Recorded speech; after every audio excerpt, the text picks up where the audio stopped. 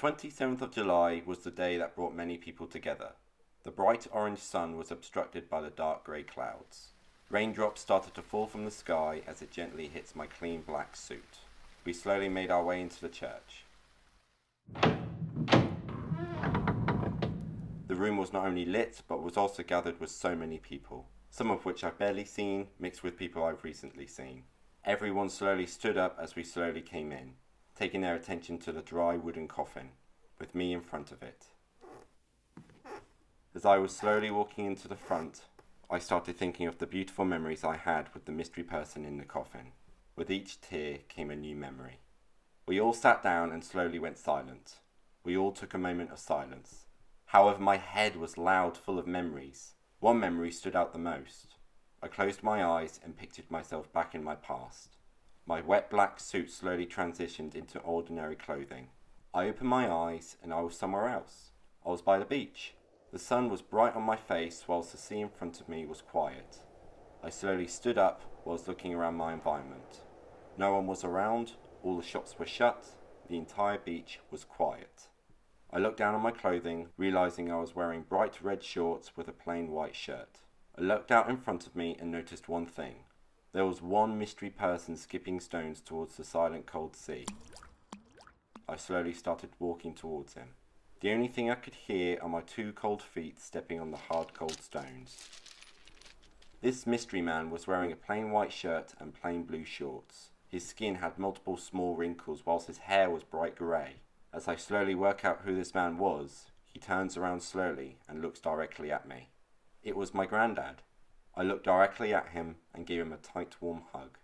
After giving him a hug, he slowly picked up a smooth, clean stone and gave it to me.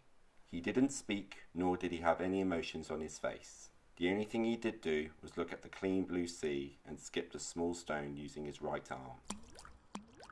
I stepped a few feet closer towards the quiet sea and skipped my smooth stone. Even though my smooth stone had momentum, it went straight into the water, failing to skip on top of the surface. My granddad paused. He picked up another smooth, clean stone and gave it to me. I slowly took it off him and tried again. This time I was more passionate to skip my second smooth stone. Using my right arm, I wanted to give my second attempt more power. Even though I tried, it still didn't skip. I look at my granddad, still no emotions on his face. He once again slowly picks up another smooth stone and gives it to me. I was determined. I wanted to get this right. I look at the bright blue sea and skipped my third stone. I did it. The third stone skipped. I was so happy. I look at my granddad in such delight. My granddad slowly walks towards me, still no emotions on his face. He stops right in front of me and looks down on his left hand. He takes his shiny golden ring off his finger and slowly gives it to me. I was honoured. I put the golden ring on my middle finger, which was on my right hand. I looked back at my granddad, knowing how I have to say goodbye to him. He looks directly at me and said one thing. "Good luck, mate," while smiling at me. I smiled back. He slowly placed his left hand above my face and closed my eyelids. Everything was dark. My clothes transitioned back into my wet black suit with everyone at the funeral surrounding me once again. I looked at my right hand, seeing no shiny golden ring on my middle finger. I looked back at the dry wooden coffin and started to think about one thing, which was the bright blue sea. Epilogue. The 27th of July 2020 was the day that brought three friends together. Me, Rue and Beth. Us three took a day trip out to Seaton Beach, where we would eat chips by the bright blue sea.